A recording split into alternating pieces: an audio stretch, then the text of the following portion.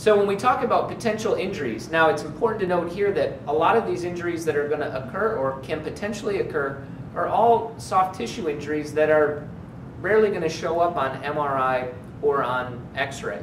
So they can often go undetected but be underlying causes of pain, and they can be anything from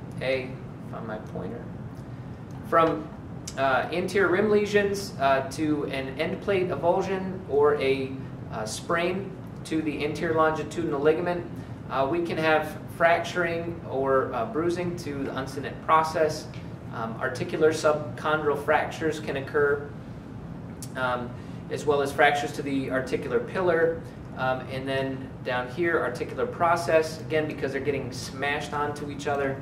And then lastly, we can have posterior longitudinal ligament tears, or in even very violent or severe cases, it is also possible to have some fracturing of the spinous process down low. As we look at how we manage this, we're looking at it from a three-pronged approach. And this goes back to a Cochrane database review done by Verhagen, where they looked at a number of different treatment strategies. And they went from modalities to active therapy to traditional therapy. There was looking at bracing and immobilization. And what they found was that the studies that incorporated elements of strength, elements of modalities, and elements of manual therapy, those patients tended to have the best, most successful outcomes.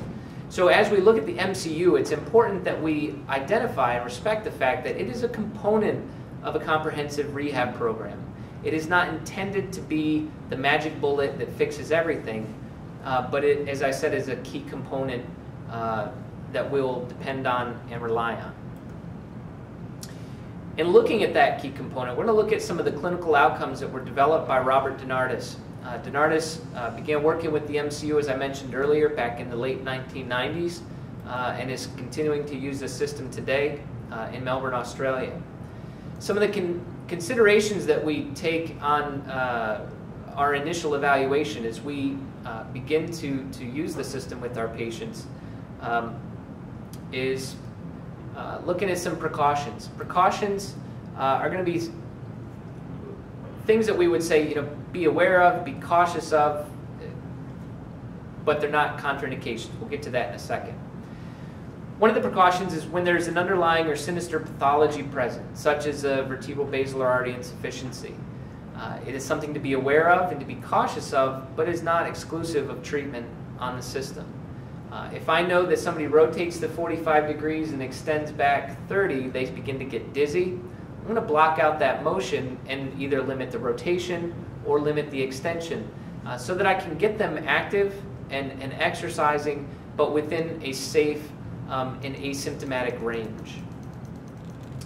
Children, this is an area that we are beginning to do more investigation on. As I said earlier, our systems are designed for the general population ranging from the 5th to 95th percentile of adult males and females. So we're in the process of beginning some research to collect normative values and reference values on a teenage or a youth population. But again, it's one of those things that we say be cautious with. The next would be the elderly or arthritic.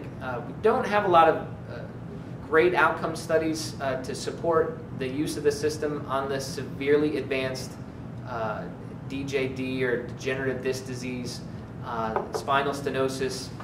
Again, those are precautions, not contraindications, but be aware that just like with introducing any type of exercise program into somebody who has advanced arthritic or joint changes, you may achieve a limited benefit from that exercise. Pregnancies, precaution from trimesters 1 and 2. We'll talk about trimester 3 in a minute.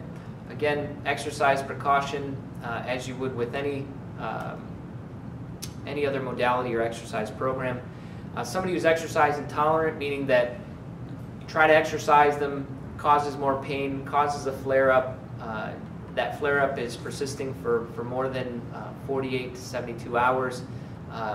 Again, best to have that checked out. Pre and post cervical surgery. Sue's going to talk to this in a little bit about one of her clients who is a post cervical fusion. We simply use this as a precaution, but again, could be a very good strategy for prehab in preparing somebody for surgery to work on getting them strong within their safe, acceptable ranges and loads, but also is a good tool for getting them strong again after that long period of immobilization. So again, the highly irritable or weak, kind of in common sense. If somebody is too weak or does not have the strength to generate 3 pounds of isometric force, it's going to be pretty difficult for them to move the halo and move the unit. At that time, we would recommend going back to a more traditional, clinic-based therapeutic exercise program, not quite ready yet for the MCU. As we talk about contraindications, there are few. But neural torticollis, cervical malignancies of the neck, and pregnancies where you've got somebody in their 3rd trimester in the breastfeeding time frames. This hormonal changes and ligamentous laxities and changes there, it's just one of those things we would advise against.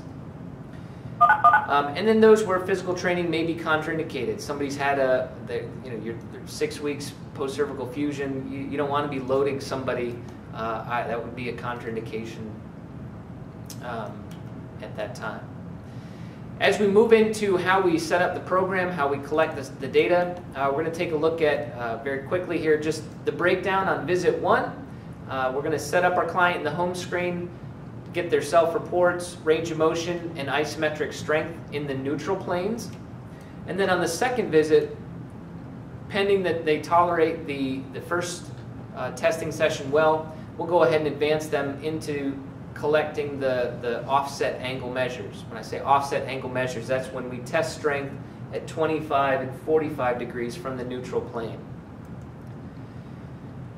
Strength gains are well documented in the literature to help